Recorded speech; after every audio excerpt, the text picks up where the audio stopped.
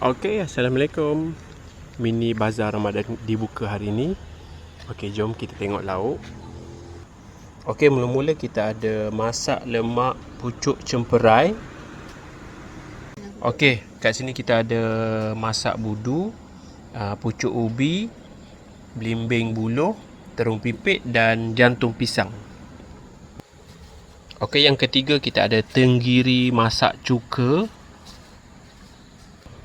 Yang keempat kita ada sambal sotong petai. Yang kelima kita ada daging salai masak lemak cili api.